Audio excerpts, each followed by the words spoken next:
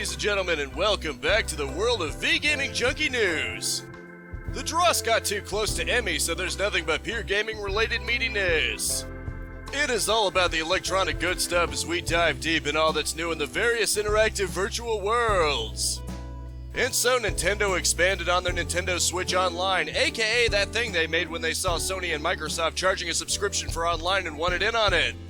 They added N64 and Genesis games to the lineup of games you can play under the service, and all you have to do is pay 2.5 times as much for $50 a year. But at least you have quality N64 games, right? Well, apparently the games are a little bit broken in whatever emulation method Nintendo's using. Rather than try to code it for Switch, since they have the source code and all that, they once again opted for emulation. That's not such a big deal, but the emulation method is actually quite terrible. Ocarina of Time has broken fog, which is especially noticeable in the Dark Link room since it ruins the reflection effect. The worst part is that there are free PC N64 emulators that have such effects working perfectly fine already. There's even an Android emulator homebrewed onto the Switch that handles it better. Well, at least Mario Kart 64 is online, if you're willing to deal with intense lag. Come on, Nintendo, this is just humiliating. Really brings things into perspective why you're so busy trying to shoot down emulators in the games they're in if this is what your official alternative is. Gabe Newell once said that piracy is about convenience, but I'd argue it can also be about quality, especially in terms of emulation. Your old games are beloved, Nintendo, you should quit treating them with such disrespect. Fans of such games who are buying your products might not like that too much, I'm just saying.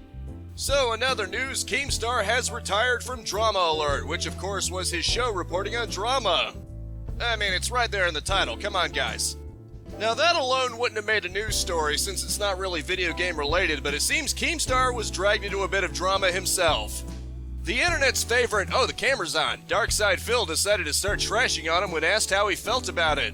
This actually prompted Keemstar to make a video response calling out DSP. DSP, humorously enough, accused Keemstar of punching down and that he's an internet nobody. Well, this is news to me that DSP is apparently an internet nobody now, and also he kinda started this. Keemstar then made another video basically ragging on DSP about how they started making content around the same time and that Keemstar is FU money while Phil still has to beg. While I'm certainly not singing Keemstar's praises, it's certainly another hilarious example of Phil starting crap and then claiming to be the victim. Some things just never change, eh? So Ubisoft accidentally released the Danny Trejo mission too early in Far Cry 6 and promptly removed it. Kinda reminds me of a similar situation when Anthem had good items being sent out quote-unquote too frequently and that was subsequently patched. We'd better patch out the stuff people want before they actually start to get the impression we actually give a crap about them. Granted, the mission will supposedly be released in the near future, but it seems like a real kick in the teeth to pull it away when it's already done. At that point, you may as well just let them keep it. Or maybe I just don't understand the industry well enough, an industry where we need to show contempt for the customers. I'm being hyperbolic, of course, but it seems flat out ridiculous. You do you, though, Ubisoft. And so, Harry Potter Wizards Unite is shutting down, but probably not for the reasons you think. Basically, it's a Pokemon Go-style mobile game, aka a game that was trying to ride on Pokemon Go's coattails. My guess is the game didn't do well enough for their liking, and it's not hard to understand why.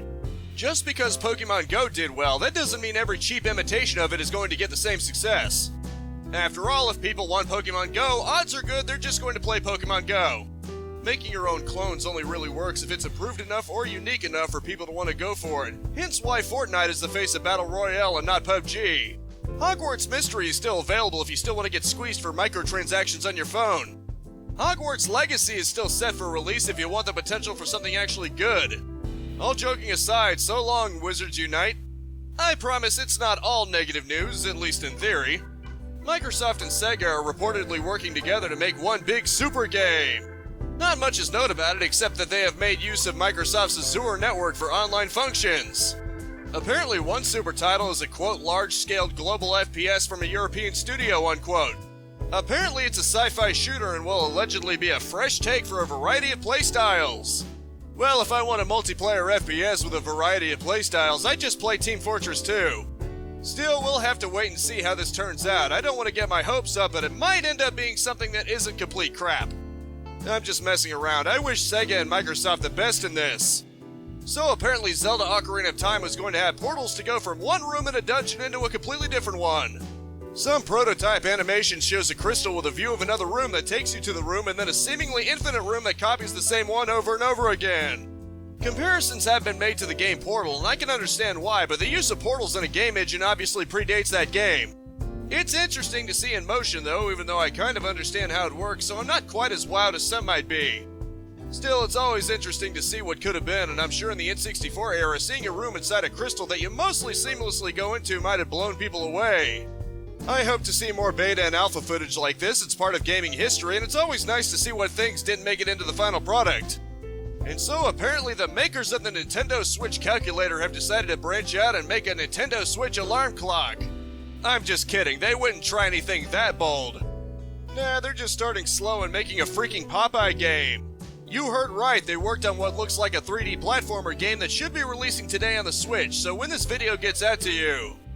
Not only is this funny because they're making a bit of a leap from a calculator app, but Donkey Kong was originally going to be a Popeye game, believe it or not. You know, Olive is Pauline, Bluto is Donkey Kong, Popeye is Jumping Man, aka Mario. It's kind of funny how one of gaming's most popular icons resulted what was going to be a Popeye game.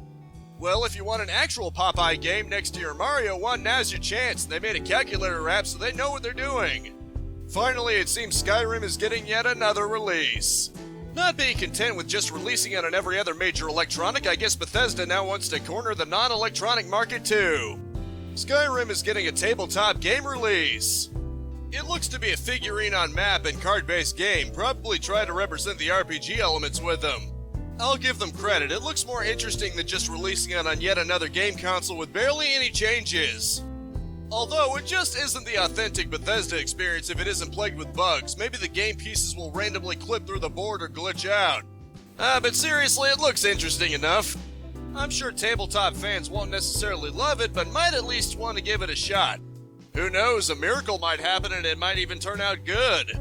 As always, from the page of Games Radar, it's time for the latest batch of release dates fresh out of the oven. The 5th has two things for Animal Crossing New Horizons for Switch, Update 2.0 and Happy Home Paradise. There's also Call of Duty Vanguard for PC, PlayStation, and Xbox, as well as Mobile Suit Gundam Battle Operation Code Fairy Volume 1 for PlayStation. The 9th has Airborne Kingdom for all major game consoles, new and old, Disney Classic Games Collection for the Old Band of 4, and Football Manager 2022 for PC, in addition to an Xbox edition specifically for X1. Forza Horizon 5 for PC and Xbox, Jurassic World Evolution 2 for PC, Xbox, and PlayStation, and My Singing Monsters Playground for all gaming consoles new and old round out the 9th. Just Final Fantasy V Pixel Remaster for PC on the 10th, but the 11th has quite a number of things. Starts with Breakwaters for PC, Epic Chef for the Old Band of 4, and Grand Theft Auto The Trilogy, the Definitive Edition for all major platforms new and old. Following up is Kanga, Seeds of Civilization, Killer in the Cabin, and Megaquarium Architects Collection DLC, all for PC. Skyrim Special Edition for Xbox, PC, and PlayStation, and Star Wars Knights of the Old Republic for Switch rounded out. The 12th has Punk Wars for PC and Shin Megami Tensei 5 for Switch. The 16th has Sherlock Holmes Chapter 1 for current gen and PC, and the 18th starts with Guild of Dungeoneering Ultimate Edition for PC and Microsoft Flight Simulator Game of the Year Edition for PC and Series X. Finally, Microsoft Flight Simulator has Reno Air Races Expansion Pack and Reno Air Races Full Collection for PC and Series X, and the 18th rounds out with Undungeon for PC and X1. This week's epic freebie until next Thursday is Avon Colony. Seems to be a SimCity type of game, only on an alien planet. Looks pretty cool, definitely going on the maybe eventually list. And as always, that rounds out this news week. I hope you enjoyed and were well enough informed. As always, I Let's Play every single day, 10 a.m. and 2 p.m. Live stream Mondays and Fridays unless otherwise specified at 4:30 p.m. and I swap between game reviews and game news videos Sundays at 6 p.m. That's Eastern Standard Time, of course. You can always subscribe and Omega Cannon that bell icon if you don't want to worry about keeping track of time zones. A like is always appreciated for the algorithms, but I just hope you genuinely enjoyed it, and that is it for now. Thank you so much for tuning in with me. Spread this video around like Emmy's Hunt Zones, and I'll see you next time. Capitalize on life, peace out, have a good one, and I'll see you next week.